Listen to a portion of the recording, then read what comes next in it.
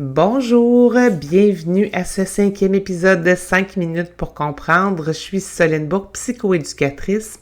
Aujourd'hui, on va prendre 5 minutes pour comprendre comment discuter avec notre enfant au retour de l'école et réussir à savoir un petit peu plus ce qui se passe durant ces journées. Parce que, bien entendu, comment se passe ta journée, comment s'est passée ta journée, souvent, on va avoir un « Ah, c'était correct, ah, c'était une bonne journée », mais on n'a pas beaucoup accès à de l'information de la part de notre enfant et comme parents, bien entendu, on aimerait ça, que notre enfant nous en raconte un petit peu plus. Alors, je vais vous parler de quelques stratégies qui peuvent être aidantes. D'une part, il faut être capable de bien observer son enfant, d'être, je dirais, à l'affût de ses besoins. Il y a certains enfants qui vont vivre des situations à l'école et qui ont besoin d'en parler rapidement. Donc, dès le départ du service de garde ou de l'école, qui vont déjà vous confier qu'ils ont vécu une situation difficile en classe, au service de garde ou à la récréation. Et d'autres enfants, au contraire, qui n'ont pas vraiment envie d'en parler tout de suite. Alors, c'est important d'abord de respecter le rythme de l'enfant pour discuter d'une situation et ne pas non plus trop forcer la note parce que si on essaie de forcer les confidences, ça risque juste de lui donner encore plus envie de refermer sa petite coquille. Donc, on permet à notre enfant d'avoir un petit moment calme si on sent que c'est de ça dont il a besoin, décompresser, passer un moment agréable avec lui, soit à faire un petit jeu de société, encore aller au parc, donc faire quelque chose qui lui plaît. Des fois, on a la période des devoirs aussi qui s'active au retour de l'école, qui ne permet pas nécessairement toujours d'avoir les confidences tout de suite, mais on essaie que ce soit au moment du souper ou un petit peu pendant la routine du bain, dodo, tout ça, de pouvoir demander à notre enfant quelques petites questions qui pourraient nous aider à en savoir un petit peu plus. Donc, voilà. Alors, la petite stratégie que nous, on avait développée à la maison, c'était surtout sur l'heure du souper. Donc, on avait deux stratégies, en fait. Quand il était plus jeune, la première stratégie qu'on avait élaborée, c'était celle du moment soleil et moment nuage de la journée.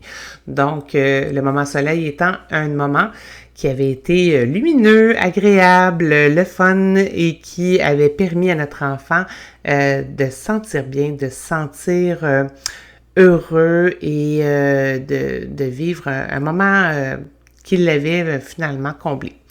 Et les moments nuages, ben c'est bien entendu des petits nuages qui sont passés dans son ciel, soit une déception ou encore un jeu qui s'est pas passé exactement comme il avait imaginé. Donc, cette stratégie-là aide l'enfant à voir que les journées ne sont pas uniquement constituées de nuages et non plus de petits soleils.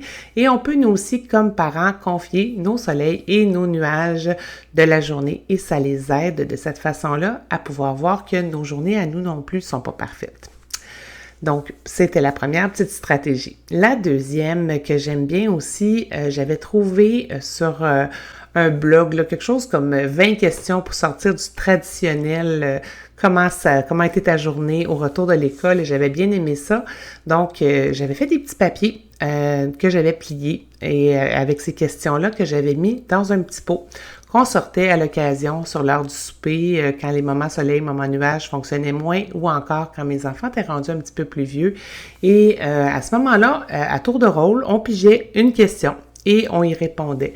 Donc, il y avait des questions qui étaient plutôt rigolotes dans ce petit pot-là et d'autres un peu plus sérieuses. Donc, certaines questions qui étaient par exemple raconte-moi un moment de jeu que tu as eu avec un ami que tu as trouvé agréable aujourd'hui.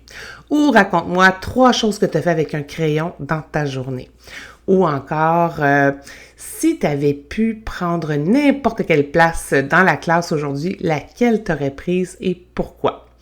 Ou avec quel enfant que tu n'as jamais joué puis que tu aimerais peut-être jouer une fois dans les prochains jours dans la récréation.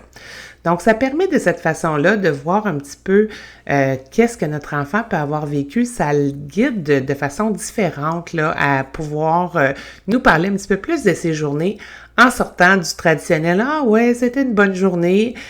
Donc, ça peut vous aider finalement à en savoir un petit peu plus et sans que ça soit quelque chose de trop sérieux comme conversation. Alors voilà pour ces petites stratégies pour vous aider à discuter avec votre enfant au retour de l'école. Alors on se retrouve pour un prochain épisode dans quelques semaines de 5 minutes pour comprendre. À bientôt!